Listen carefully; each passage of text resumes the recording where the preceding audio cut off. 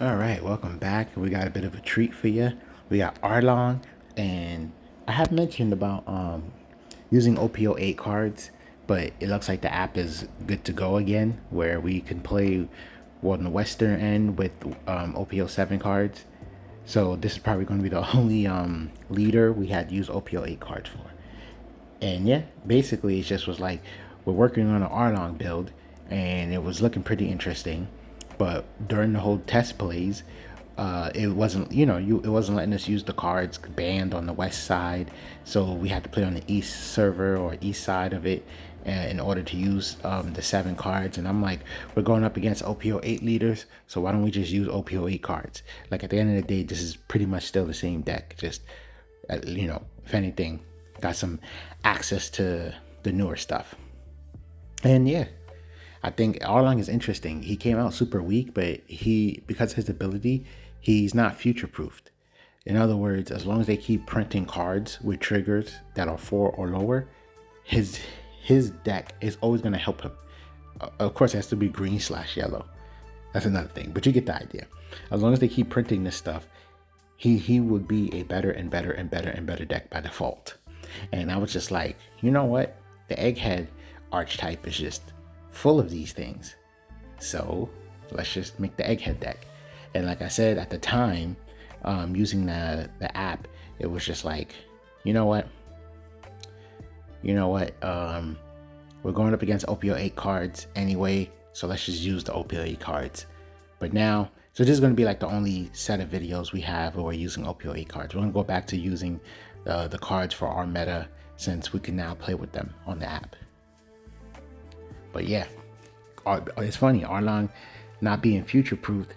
It's like now being a 4-life leader, the odds of having triggers is extremely high because there's so many trigger characters available.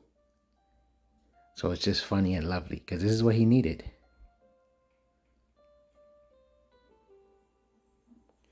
Wow, they really wanted to counter out of that one. Now we could swing big and then just deploy another character. It's funny because the benefit of these blockers, right? Like, the brulee, it's like, I know everybody wants to maximize the ability. It's like, hey, I want to just do 4 drops. Like, why can't I just do, we put in pressure. Oh my God. I guess since we have the blocker, right? Yeah, why not? At worst, we're taking 1 life unless we get hit with some sort of shenanigan. But yeah, scoop vanilla ice cream. Okay, GG. But where was we? Okay, we're going in for a rematch. And where's my brain at? Oh yeah. So that's something I realized. One, first of all, okay, to maximize to get the best out of Arlong, you just always want to summon with him. I think most people think that way, right? Okay, cool. But then it's like the quality of the summon. So I'm like, okay, use characters that give you an ability. Like, don't even waste your time unless they got an on play or they have some sort of value outside of being a trigger. Because essentially you're summoning a weak vanilla. Like, think of it that way. Oh, look, we got a Nami. So think of it that way. Like, essentially we're summoning a weak vanilla character. So it's like, no, find the characters that have abilities that you are going to be allowed to use. So yeah, that's where we're at.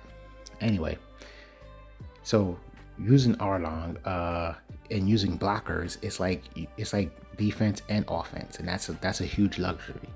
I think that's what people probably don't catch. It's like you get to be as aggressive as you want, and because you're summoning blockers, like, yeah, just aggressive as you want. That's pretty much it. Turn defense, like, that's a strong concept. Defense and offense in one shot. Bow. So yeah, summoning that brulee instead of getting a 4-drop is perfectly fine because brulee is a blocker. But yeah, that's the key that I feel like. Just focus on only the character, unless they come out with a no counter trigger character that has vanilla stats, right? Like, no counter, but it's a 4-drop with 6k power. Like, sure, we can use that. Like, that's okay. But if it's 4-drop 5k, no effect, But except for the trigger itself, nah, let's get that out of there. That's not valuable. Man, we playing aggressive, huh?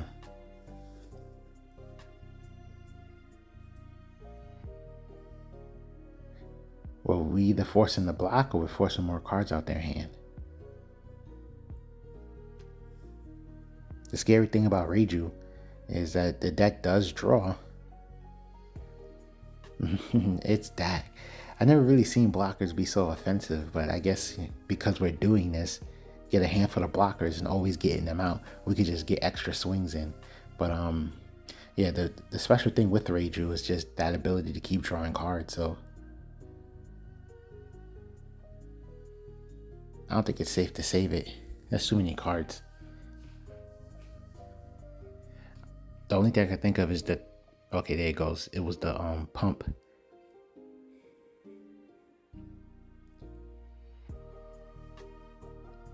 Yeah, I would counter out of this.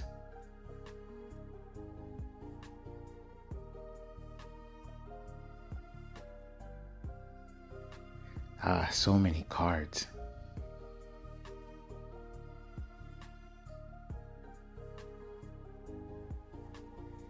So this is the tough part. Arlong doesn't have like any innate draw, but using the Vegapunk cards and getting Lilith is gonna help your hand quality. That's essentially what that would be.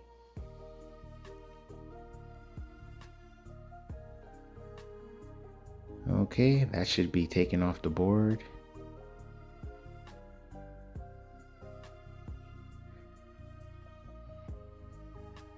That's funny. You can attack. I wonder if that works, right? You can attack with Arlong, summon Onami, then give him the that whole power buff. So you get the banish ability for one Dawn. I just thought about it as I'm seeing it. I'm like, I wonder if it works that way. It should. Because technically this stuff is happening before the battle. Ooh, look at that.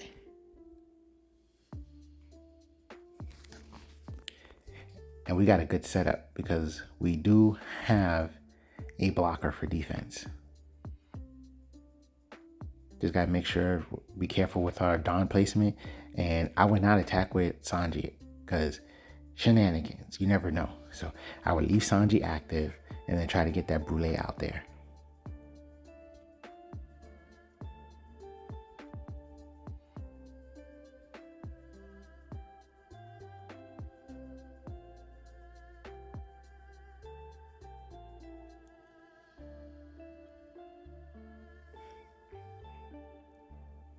Okay, we just gotta make a quick decision.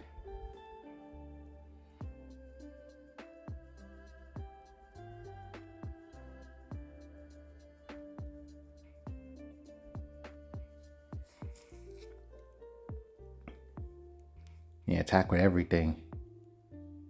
And then to play it safe.